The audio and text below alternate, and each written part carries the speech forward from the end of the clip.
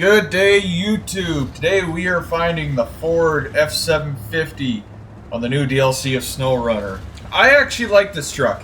It is underpowered compared to some of the other Scouts, but for the most part it's pretty decent. I imagine once I get all the upgrades for it, it'll be a lot better. There is two different styles of lift that you can have for it. You start off with 41-inch tires, so it already puts you at about a standard lift on a Scout vehicle. It is a little heavier, it's a little slower, but overall it's not bad. The one thing I do like about it is you don't get the normal Scout trailers with this. You can actually use this thing to take your semi-trailers. The downfall of this is there's 3 watchtowers on this map. Now after you collect all 3 watchtowers, it does not show you the location of this. Once you explore more northern of the map, you can actually find the mission for it. But again, another downfall is it's time consuming to get to it. It takes roughly about 20 minutes to drive to it if you don't have any incidents. So, let's show you where some of this stuff is. So there's actually 2 ways that you can start the task for it. It is on the side of the map. I didn't notice that until after I kind of messed up a few times and had to go reset it. I seen that they actually have it, but the task is called Foreigner. You're essentially rescuing the 750, you take it to another camp, and then you're rewarded with the 750. While it is a bit of a pain to actually get to that location, there's a lot of water, a lot of ice, and a lot of areas to get stuck in. I tried it with a few different vehicles. The Royal was one of the first ones I took it with. This is actually the original video from when I got it the first time. It took me roughly 20 minutes to get to it. The downfall with using the Royal is if you find yourself in an area that's got any trees in it, especially having a flat deck like I chose to have, it gets stuck. There's a lot of trees on there that for some reason you can't rip those trees out. They're so thin, like this Royal should be able to take it out. So you kind of want to follow the pavement here. We're going to jump a little back and forth. Now you can use a Scout to get there. They're a lot lighter of a vehicle to get there across the ice, which is beneficial in its own aspect. The downfall is you're going to want to use the heavy winch. I didn't use it. I had a hard time not rolling with the Scout. So I had a winch on there that I could use when the motor's not running. That turned out to be a major time waste. I thought I could get it. I wound up having to recover anyways and take a heavier unit out there. I probably messed around for 10-15 minutes with this Scout. I was a little disappointed in myself for even attempting it with the Chevy. I thought it would work, but it backfired on me. So I explored a little bit of the map before I even found this. I was even in an online match and had a friend help me explore some of the map, hoping that we can try and find it. We came up empty-handed. I went back to doing it by myself, and that's when I actually found it. So what I found was the easiest way to get there is actually to follow the road when you come out of your garage until this point right here where you can actually see the ice. It's not a steep drive down, it's kind of a smooth transition. You just gotta really watch the rocks. If you take it too hard, you will cause damage. Just throwing it into the all-wheel drive. Depending on the truck, you don't have to throw it into an all-wheel drive. A lot of it you can take in rear wheel, which is kind of nice. Now this is where you gotta be careful.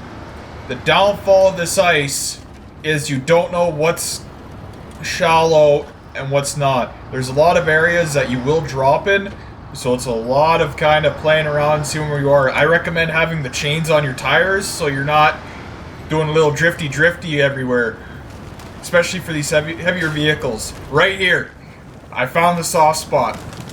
It doesn't matter how far along you go down, that stays a soft spot. It does get worse further down, so I recommend kind of cutting it as close as you can. Just keep following the bend all the way around. As you can see up top there, I had a heavier unit. As soon as I made that corner, we rolled. So don't go down that side. It's not worth it. There's a lot of trees over there. Go to the left. You're going to want to be careful as well when you're going to the left. Just because it looks easier, it's not. There's a lot of uneven bumps that you're going to have to go through. You're going to want to winch as much as you can. I mean, it takes about 5 minutes to get over to this area. Do you really want to constantly keep either having to rescue yourself or recover back to the garage? So this first bump is where it's going to kind of give you some trouble. As you can tell, I went to the left before. I rolled in that spot. I don't recommend it. Going to the right is the better option, but take it slow. Don't give it too much speed. You give it speed, you're going to roll. You want to take this area nice and gentle. As you can tell, there it is right there. I was able to recover it a little quicker. Surprised the engine didn't fully stall out on me. I was able to fire it back up. This happened numerous times. The trees in the area don't overly support the heavier units. You're going to rip it out. So, you're going to want to go for the sturdier tree if you do happen to roll. It's all about patience. Take your time. This drop is another one of the ones. If you're not careful, you will roll. I rolled the Chevy here in later times trying to get to it. Just keep following it. Eventually you'll get to the water area, which it's going to slow you down a bit. This is all about patience. If you don't have the patience, it's going to be a lot harder for you to get that F750. They really made it difficult for everybody with this DLC. I'm hoping future DLCs for vehicles will not be this complicated to get to. I mean, you're already paying for the DLC. Why make it so hard to get to it to the point where you don't want to play the game anymore because it's so hard? I mean, for being a bit of a winter area, there's a lot of water. And the downfall of it is, compared to Michigan, is when you sink in there, you got to try and get back up onto that ice. The realism in this game is incredible, but at the same time, I can't stand it. Here we are, we're at the F750. I know I skipped through a lot, but I highly recommend that you pause when the map comes up so you can physically see where it is. This is the other location where you can actually start this task as well. So here's where it is on the map. It's at that northwest corner of the map. You got to go through 2 more stages from the start of the map. They don't actually show you a lot of this in the beginning. As you go farther and farther into the darker areas, it just says stage complete. Now this is where you're going to take the F750 once you get it. I highly recommend not going through the tree area. It is a pain and you will struggle going through it.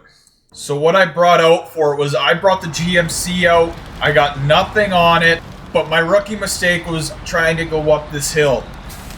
You go around the bases. I took that route once as well, thinking it's going to be the easier route.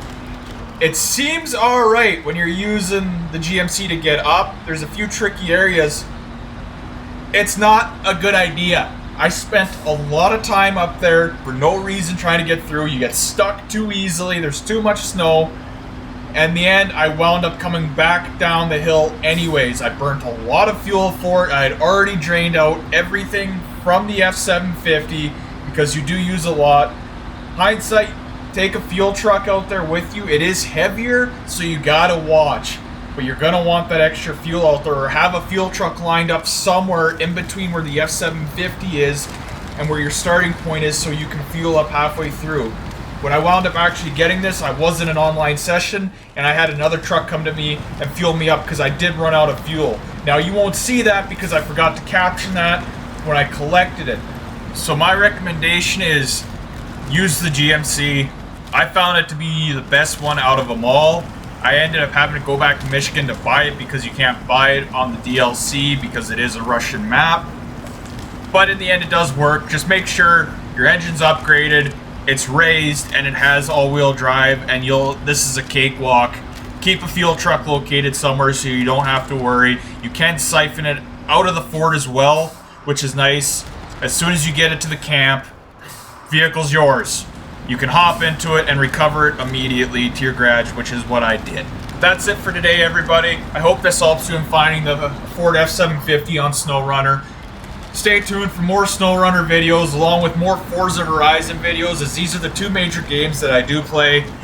I enjoy playing both of them. I'm trying to get back to doing the daily videos. Life's been getting busy, so I can't always guarantee a daily video. But don't forget to comment, like, and subscribe this video. Turn on the notifications as videos will be almost daily. Until then...